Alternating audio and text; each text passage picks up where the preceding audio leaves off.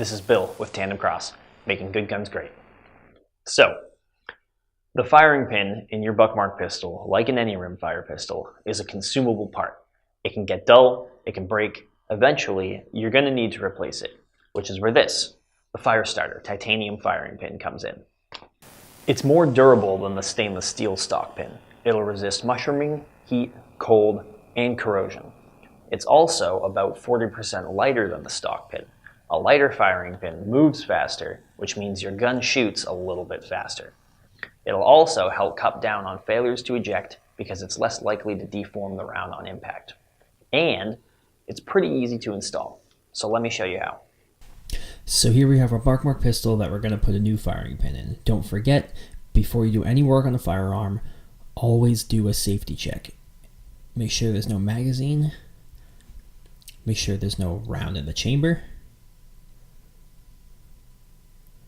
No way you could possibly hurt yourself, but there isn't, so we're good. For tools, you're going to need some way to get the screws out of the top of the gun here.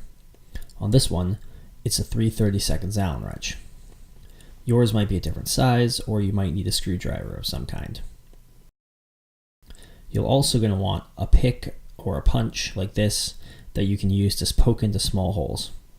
You will also, of course, need your new firing pin.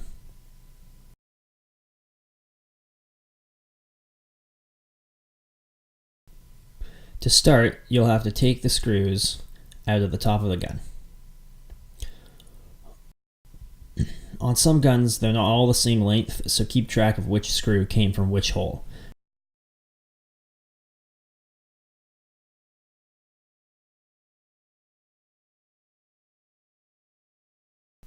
The screws will probably have lock washers in them, like these things. They look like tiny little gears. Make sure you keep track of those, but just set them aside with your other screws, and now you can take the top of the gun right off.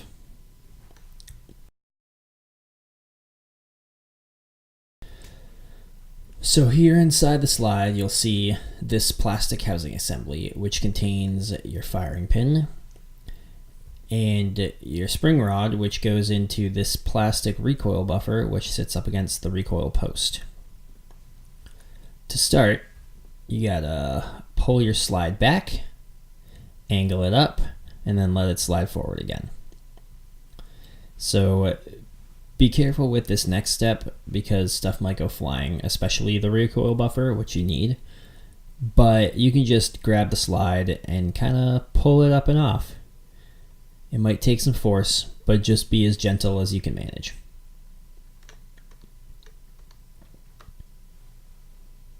Like that. So my recoil buffer fell right out. I'll set that aside with everything else. Here we have the slide with that housing assembly and spring rods still inside. And we'll need to take those out. Your plastic housing may have already started popping up, and you might be able to pull it out with your bare hands. But if you can't, your pick might come in handy. You can work it into this space under the housing and pry it up. And just try not to scratch anything as you do that, and then pull it out. Set the slide aside, take a look at this housing assembly. So this is your plastic housing, your spring rod, firing pin. You might also be able to see this little black circle. That's a retaining pin that holds the firing pin in place and goes all the way through the housing. What you're going to want to do is hold the firing pin from both ends and then poke your pick into that little circle and push it all the way through until the retaining pin falls out.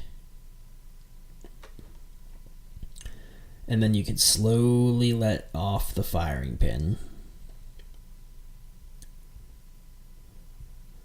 Set your retaining pin aside and then pull the firing pin and spring all the way out of the housing assembly.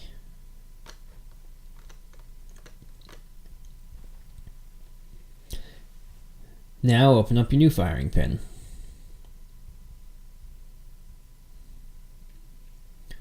Take the spring off your old one and put it onto the long end of the new one. Then grab your housing assembly again. You can see this hole where the old firing pin came out of. Put the new one, spring end first, into that hole.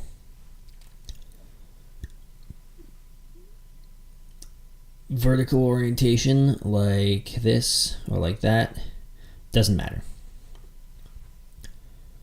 So now push it into the hole, compressing the spring until you can see it, until the hole through the middle of the firing pin lines up with the hole through the plastic housing.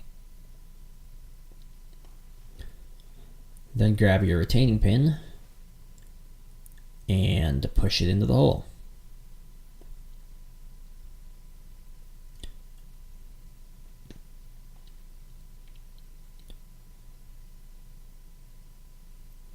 Make sure it's flush on each side.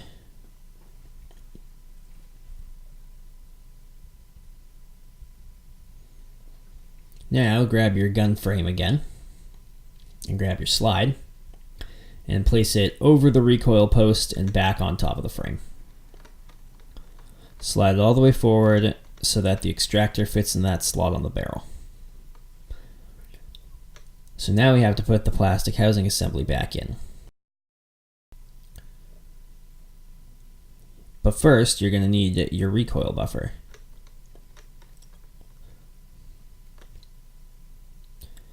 So you can see that the recoil post has this hole right here. You can also see that the recoil buffer has a matching hole.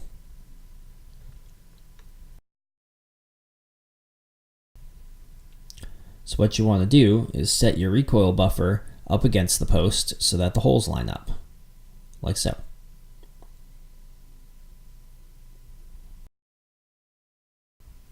So now you're ready to put the housing assembly in. So just take the tapered end of the spring rod and insert it into the hole on the recoil buffer. And then you compress the spring until the housing can fit down into its slot on the slide.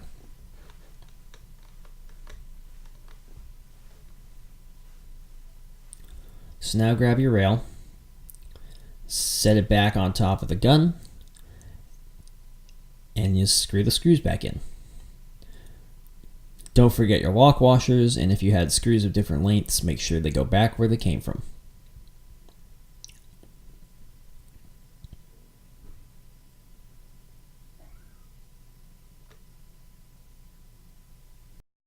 Give them all one last crank here and make sure they're snug, but not over tightened.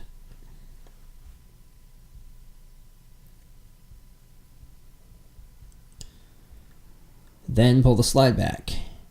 And if it still moves as expected, then we're good to go. Let's take it for a test drive.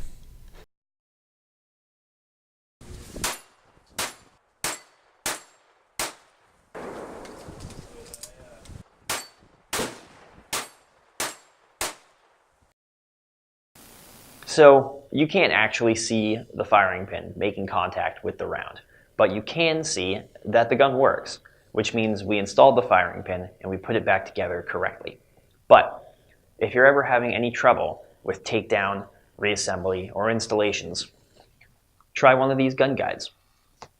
We sell them for a number of guns, including Buckmark, Smith & Wesson Victory, and Ruger 1022, and they're full of all kinds of pictures, diagrams, everything you'll need to make sure your gun is in working order. Thanks for watching all the way to the end.